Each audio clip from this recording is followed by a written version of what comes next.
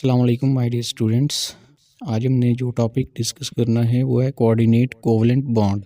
Bond की तीसरी type है ये।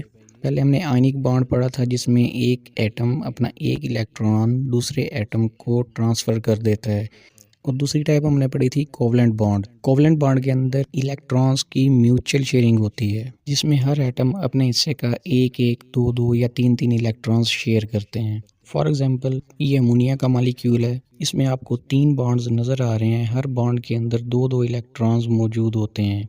ये दोनों नाइट्रोजन का भी हिस्सा हैं और हाइड्रोजन का भी हिस्सा हैं। क्योंकि ये इलेक्ट्रॉन्स शेयर हो रहे हैं नाइट्रोजन के दरमियान और हाइड्रोजन के दरमियान, इसलिए ऐसे इलेक्ट्रॉन के पेयर्स को कहा जाता है शेयर्ड इलेक्ट्रॉन पेयर। और एक आपको इलेक्ट्रॉन का पेयर नाइट्रोजन के ऊपर नज़र आ रहा है जिसने बॉन्डिंग के अंदर हिस्सा नहीं लिया। ऐसे इलेक्ट्रॉन के पेयर को कहा जाता है लोन पेयर। इसी तरह अगर वाटर में देखें तो ऑक्सीजन के पास दो लोन पेयर्स हैं। तो जब कोई एटम अपना पूरा का पूरा लोन पेयर शेयर कर देता है किसी दूसरे एटम को जिसके पास इलेक्ट्रॉन्स की कमी हो, उस नतीजे में जो बॉन्ड बनता है, ऐसे बॉन्ड को कहते हैं कोऑर्डिनेट कोवलेंट बॉन्ड।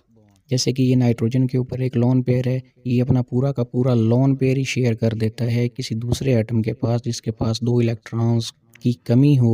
तो नाइट्रोजन और उस एटम के दरमियान जो बॉन्ड बनेगा, ऐसे बॉन्ड को कहेंगे coordinate covalent bond.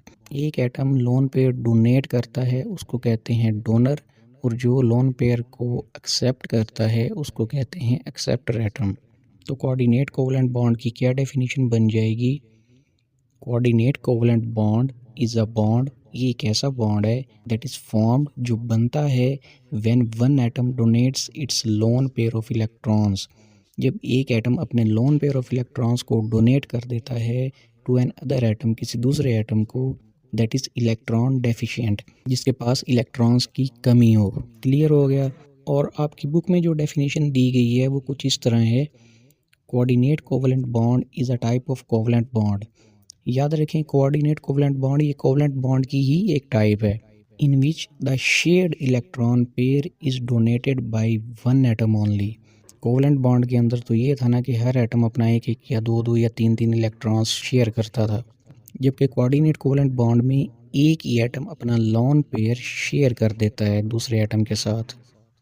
This bond is formed when a species has an electron pair to donate to an other species। ये बॉन्ड सिर्फ तभी बनता है जब एक स्पीशी या एटम के पास इलेक्ट्रॉन का पेयर, जिसे हम लोन पेयर कहते हैं, वो मौजूद हो डोनेट करने के लिए। अगर लोन पेयर मौजूद ना हुआ तो वो वाली स्पीशी कभी भी कोऑर्डिनेट कोवलेंट बॉन्ड नहीं बनाएगी। The species which donates the electron pair, ऐसी स्पीशीज़ जो इलेक्ट्रॉन पेयर यानी कि लोन पेयर को डोनेट करती है उसको हम डोनर कहते हैं। While that which accepts it, और वो जो इसको एक्सेप्ट करती है उसको क्या कहते हैं? Acceptor. This bond is represented by an arrow. इस बॉन्ड को हम एक एरो से रिप्रेजेंट करते हैं from donor to acceptor. Arrow start होगा डोनर एटम से और जाएगा एक्सेप्टर एटम की तरफ। एक्सेप्टर एटम की तरफ हमने एरो का हेड करना है। नेक्स्ट हम चलते हैं अब इसकी एग्जांपल्स की तरफ। ये है वाटर का मॉलिक्यूल। जब इसका रिएक्शन होगा किसी भी प्रोटॉन के साथ, अब ये प्रोटॉन कहाँ से आ सकता है? जब भी आप किसी एसिड को वाटर के अंदर डिज़ोल्व करते हैं तो प्रोटॉन्स बनते हैं। फॉर एग्जांपल HCl एक एसिड है, जब आप इसको पानी के अंदर डालेंगे हाइड्रोजन अलहदा हो जाएगा, क्लोरीन अलहदा हो जाएगा। अब इस प्रोटॉन के पास दो इलेक्ट्रॉन्स की डेफिशिएंसी है, इसको अपना डुप्लेट कंप्लीट करने के लिए दो इलेक्ट्रॉन्स की ज़रूरत है। तो ऑक्सीजन क्या करेगा? अपना एक लोन पेयर इस प्रोटॉन को डोनेट कर देगा। जब ऑक्सीजन अपना लोन पेयर इस प्रोटॉन को डोनेट कर देगा तो ऑक्सीजन और इस प्रोटॉन के दरमियान कोऑर्डिनेट कोवलेंट बॉन्ड बन जाएगा। अब देखें, क्योंकि ऑक्सीजन ने इलेक्ट्रॉन्स का पेयर दिया है इसलिए एरो स्टार्ट हो रहा है ऑक्सीजन से, और हाइड्रोजन ने उसको एक्सेप्ट किया है, तो एरो का हेड है हाइड्रोजन की तरफ। ऑक्सीजन नॉर्मली दो बॉन्ड बना सकता है, लेकिन यहाँ पे अब ऑक्सीजन तीन बॉन्ड बना रहा है। जब भी नॉर्मल रूटीन से ज़्यादा बॉन्ड्स बनते हैं तो उसके ऊपर पॉजिटिव चार्ज आता है। अब ये जो आयन बना है जिसके ऊपर पॉजिटिव चार्ज है, इस आयन को हाइड्रोक्सोनियम आयन का नाम दिया जाता है, H3O पॉजिटिव। अब इसकी डिटेल देख लेते हैं कि ये कैसे बना है hydroxonium ion. Acids provide protons when dissolved in water. जब एसिड्स को वाटर के अंदर डिज़ोल्व करते हैं तो प्रोटॉन्स बनते हैं। This proton has an empty outer shell. इस प्रोटॉन का क्योंकि आउटर मोस्ट शेल एम्प्टी है, बिल्कुल खाली है, and can except one of the two pairs of electrons present on the oxygen atom in a water molecule. Water molecule के अंदर जो ऑक्सीजन एटम है वो अपना एक इलेक्ट्रॉन इस प्रोटॉन को शिफ्ट कर देता है। उसके पास दो पेयर्स हैं इलेक्ट्रॉन्स की, एक पेयर को वो प्रोटॉन के साथ शेयर कर लेगा। As a result of this, इस नतीजे में हाइड्रोक्सोनियम आइन H3O पॉजिटिव इज फॉर्म। तो इस तरह हाइड्रोक्सोनियम आइन बन जाएगा। The positive charge covers the whole of the hydroxonium ion. जो पॉजिटिव चार्ज आएगा वो पूरे के पूरे हाइड्रोक्सोनियम आइन के ऊपर आएगा, सिर्फ ऑक्सीजन एटम के ऊपर नहीं आएगा कि ऑक्सीजन ने इलेक्ट्रॉन्स दिए हैं तो इसके ऊपर पॉजिटिव चार्ज आ जाए, नहीं, ये पूरे आइन के ऊपर आएगा। After the formation of hydroxonium ion बनने के बाद there does not remain any difference between a coordinate covalent bond and a covalent bond. Coordinate covalent bond और बाकी के कोवलेंट बॉन्ड्स के दरमियान कोई भी फ़र्क नहीं रहता। आप ये नहीं कह सकते कि ये वाला बॉन्ड जो है वो कोऑर्डिनेट कोवलेंट बॉन्ड है। सारे के सारे बॉन्ड्स एक ही तरह बिहेव करते हैं कोवलेंट बॉन्ड की तरह। All three bonds of oxygen behave exactly alike. Oxygen के तीनों बॉन्ड्स एक ही तरह बिहेव करेंगे, इनके अंदर कोई किसी किस्म का डिफरेंस नहीं होगा। अब अगली एग्जांपल में हम अमोनिया का रिएक्शन करवाने जा रहे हैं बोरोन ट्राईफ्लोराइड के साथ। अगर आप बोरोन ट्राईफ्लोराइड पे गौर करें तो यहाँ पे बोरोन 3 बॉन्ड बना रहा है। हर बॉन्ड के अंदर क्योंकि दो दो इलेक्ट्रॉन्स हैं तो टोटल 6 इलेक्ट्रॉन्स हो गए। बोरोन को अपना ऑक्टेट कंप्लीट करने के लिए 8 इलेक्ट्रॉन्स चाहिए होते हैं, मतलब कि बोरोन के पास अभी भी 2 इलेक्ट्रॉन्स की कमी है। इसलिए बोरोन ट्राईफ्लोराइड को इलेक्ट्रॉन डेफिशिएंट मॉलिक्यूल भी कहा जाता है, क्योंकि इसके पास इलेक्ट्रॉन्स की डेफिशिएंसी है। अब ये डेफिशिएंसी कैसे पूरी होगी? नाइट्रोजन अपना लोन पेयर इस बोरोन के साथ शेयर कर लेगा। इस तरह नाइट्रोजन और बोरोन के दरमियान कोऑर्डिनेट कोवलेंट बॉन्ड बन जाएगा। एरो नाइट्रोजन से स्टार्ट होगा और बोरोन पे एंड होगा। एरो की टेल नाइट्रोजन की तरफ होगी और इसका हेड बोरोन की तरफ होगा, क्योंकि बोरोन यहाँ पे एक्सेप्टर है और नाइट्रोजन डोनर है। Reaction between ammonia and boron trifluoride. A reaction between ammonia and boron trifluoride is another example of formation of coordinate covalent bond. During the reaction, इस reaction के दौरान lone pair from nitrogen of ammonia, ammonia के nitrogen के पास जो lone pair है वो क्या करता है? Fills the partially empty outer shell of boron present in boron trifluoride. Boron trifluoride के अंदर जो बोरोन एटम है वो अभी पार्शली एम्प्टी है, उसके अंदर इलेक्ट्रॉन्स के आने की गुंजाइश मौजूद है। बोरोन के इस शेल को फिलअप करेगा। नेक्स्ट एग्जाम्पल में हमने अमोनियम क्लोराइड की फॉर्मेशन देखनी है। आपकी बुक में ये रिएक्शन डायरेक्ट लिखा गया है, मैं इसको समझाने के लिए एक स्टेप ज़्यादा कर रहा हूँ। HCl एक एसिड है, हाइड्रोक्लोरिक एसिड। जब भी आप एसिड को पानी के अंदर शामिल करते हैं तो दोनों एटम्स के दरमियान जो बॉन्ड है वो टूट जाता है। अब यहाँ पे क्योंकि क्लोरीन ज़्यादा इलेक्ट्रोनेगेटिव है, इस बॉन्ड के अंदर जो दो इलेक्ट्रॉन्स हैं वो क्लोरीन की तरफ ज़्यादा अट्रैक्टेड हैं, ज़्यादा इलेक्ट्रोनेगेटिव होने की वजह से। तो जब ये बॉन्ड टूटेगा क्लोरीन दोनों के दोनों इलेक्ट्रॉन्स लेके चला जाएगा, हाइड्रोजन के पास कुछ भी नहीं बचेगा। इस तरह हाइड्रोजन के ऊपर पॉजिटिव चार्ज आ जाएगा और क्लोरीन के ऊपर नेगेटिव चार्ज आ जाएगा, क्योंकि वो दोनों इलेक्ट्रॉन लेके भाग गया है। वाटर के अंदर हाइड्रोजन आइंस भी हैं और क्लोराइड आइंस भी हैं। हाइड्रोजन आइन और क्लोराइड आइन में अगर अमोनिया को ऐड कर दिया जाए तो जैसा कि पिछली एग्जांपल में बताया है, नाइट्रोजन अपना पूरा लोन पेयर इस हाइड्रोजन आइन के साथ शेयर कर लेगा। इस नतीजे में क्या बनेगा? अमोनियम आइन बन जाएगा। अब यहाँ पे नाइट्रोजन 4 बॉन्ड बना रहा है। वैसे नॉर्मली नाइट्रोजन 3 बॉन्ड बनाता है, क्योंकि बॉन्ड नॉर्मल रूटीन से ज़्यादा बन रहे हैं इसलिए इसके ऊपर पॉजिटिव चार्ज आ जाएगा। जबकि दूसरी तरफ देखें तो क्लोरीन के ऊपर नेगेटिव चार्ज है, वो क्लोरीन इस पॉजिटिव आइन के साथ आके अट्रैक्ट हो जाएगा। ये दोनों आयनिक बॉन्ड के ज़रिए आपस में जुड़ जाएंगे। अमोनियम आइन और क्लोराइड आइन के दरमियान अब आयनिक बॉन्ड है, ये दोनों आयनिक बॉन्ड के ज़रिए आपस में जुड़े हुए हैं। इस कंपाउंड का नाम दिया जाता है अमोनियम क्लोराइड, NH4Cl। इसकी फॉर्मेशन कैसे हुई है? A coordinate covalent bond in ammonium chloride links nitrogen of ammonia and the proton। Ammonium chloride के अंदर मौजूद कोऑर्डिनेट बॉन्ड उसने किस किस को कनेक्ट किया है आपस में? नाइट्रोजन को और उस प्रोटॉन को कनेक्ट किया है जो कि एसिड से आया था। The positive charge is spread all over the ammonium ion. अब ये पॉजिटिव चार्ज पूरे अमोनियम आयन के ऊपर आएगा, सिर्फ नाइट्रोजन के ऊपर नहीं आएगा। All the four bonds between nitrogen and hydrogen in ammonium ion behave exactly alike। जैसे कि पहले बताया है, कोऑर्डिनेट कोवेलेंट बॉन्ड जब बन जाता है तब बाकी के कोवेलेंट बॉन्ड और कोऑर्डिनेट कोवेलेंट बॉन्ड के दरमियान कोई फ़र्क बाकी नहीं रहता। तमाम के तमाम बॉन्ड्स एक ही तरह बिहेव करते हैं। हम ये नहीं कह सकते कि ये वाला बॉन्ड कोऑर्डिनेट कोवेलेंट बॉन्ड है।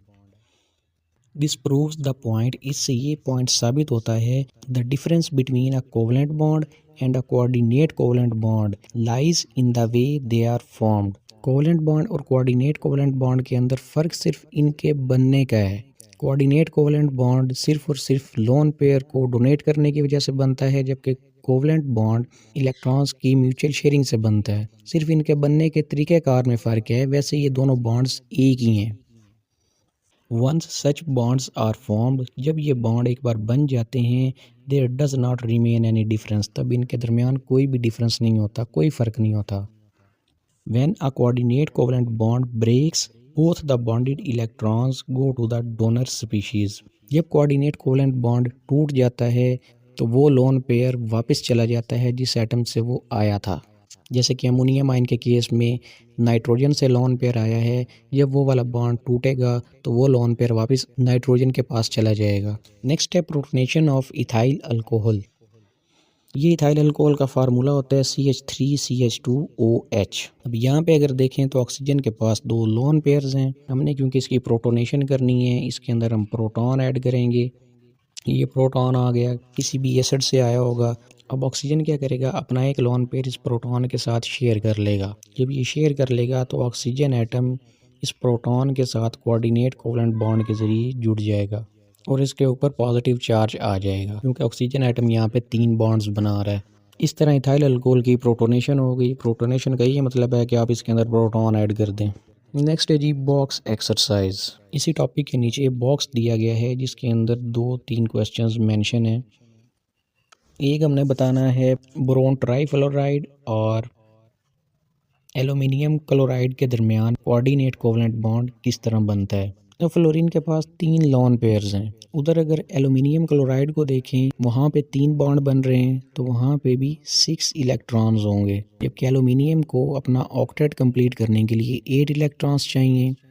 अब यहाँ पे एल्युमिनियम क्लोराइड भी इलेक्ट्रॉन डेफिशिएंट मॉलिक्यूल है और दूसरी तरफ बोरोन ट्राईफ्लोराइड भी इलेक्ट्रॉन डेफिशिएंट मॉलिक्यूल है, जैसा कि हमने पहले डिस्कस किया। दोनों के दोनों इलेक्ट्रॉन डेफिशिएंट मॉलिक्यूल्स हैं। अब ये दोनों आपस में कोऑर्डिनेट कोवेलेंट बॉन्ड के ज़रिए कैसे जुड़ेंगे, दोनों ही इलेक्ट्रॉन डेफिशिएंट हैं। फ्लोरीन ये एक हाईली इलेक्ट्रोनेगेटिव एलिमेंट है। ये क्या करेगा, बोरोन की तरफ से इलेक्ट्रॉन पेयर को अपनी तरफ ज़्यादा अट्रैक्ट कर लेगा, तो फ्लोरीन के ऊपर इलेक्ट्रॉन डेंसिटी ज़्यादा हो जाएगी। अब फ्लोरीन पे इलेक्ट्रॉन डेंसिटी क्योंकि ज़्यादा हो गई है, दूसरी तरफ एल्युमिनियम क्लोराइड को भी इलेक्ट्रॉन्स चाहिए, तो फ्लोरीन वाली इलेक्ट्रॉन डेंसिटी एल्युमिनियम के साथ शेयर हो जाएगी। इस नतीजे में जो बॉन्ड बन जाएगा वो बनेगा कोऑर्डिनेट कोवेलेंट बॉन्ड फ्लोरीन और एल्युमिनियम के दरमियान। तो क्लियर हो गया दोनों के दरमियान कोऑर्डिनेट कोवेलेंट बॉन्ड। नेक्स्ट हमने कोऑर्डिनेट कोवेलेंट बॉन्ड शो करना है डाईमिथाइल ईथर का हाइड्रोजन आयन के साथ। बहुत सिंपल है, ऑक्सीजन के पास 2 लोन पेयर्स हैं, वो अपना एक लोन पेयर इस प्रोटॉन के साथ शेयर कर लेगा। शेयर करने के नतीजे में ऑक्सीजन के दरमियान और इस प्रोटॉन के दरमियान कोऑर्डिनेट कोवेलेंट बॉन्ड बन जाएगा। बॉक्स के अंदर एक और क्वेश्चन दिया गया है, which compound is not able to form coordinate covalent bond. कौन सा कंपाउंड कोऑर्डिनेट कोवेलेंट बॉन्ड नहीं बना सकता। इसका आंसर मैंने आपको लेक्चर के स्टार्ट में दिया है। ऐसे कंपाउंड्स कभी भी कोऑर्डिनेट कोवेलेंट बॉन्ड नहीं बनाएंगे जिनके ऊपर लोन पेयर मौजूद नहीं होगा, या फिर वो वाले कंपाउंड्स जिनके ऑक्टेट कंप्लीट होंगे वो भी कोऑर्डिनेट कोवेलेंट बॉन्ड नहीं बनाएंगे। तो 2 तरह के कंपाउंड्स होंगे, एक वो कंपाउंड जिनके पास लोन पेयर नहीं है, वो भी कोऑर्डिनेट कोवेलेंट बॉन्ड नहीं बनाएंगे, और वो वाले कंपाउंड्स जिनके ऑक्टेट्स कंप्लीट हैं, 8 इलेक्ट्रॉन्स पूरे हैं, वो भी कोऑर्डिनेट कोवेलेंट बॉन्ड नहीं बनाएंगे। A compound that cannot form a coordinate covalent bond is one that lacks a lone pair of electrons, जिसके पास lone pair of electrons नहीं है to donate करने के लिए, और does not have an empty orbital to accept an electron pair, या फिर उनका ऑर्बिटल ही खाली नहीं है जिसमें इलेक्ट्रॉन्स आ सकें। एग्जांपल्स देख लें इसकी, जैसे कि मीथेन है CH4, इसके पास कोई लोन पेयर नहीं है, ना ही इसमें कोई ऑर्बिटल खाली है जिसके अंदर इलेक्ट्रॉन्स आ सकें। It has no lone pair on carbon, carbon के पास कोई लोन पेयर नहीं है and can not donate or accept electrons for a coordinate bond.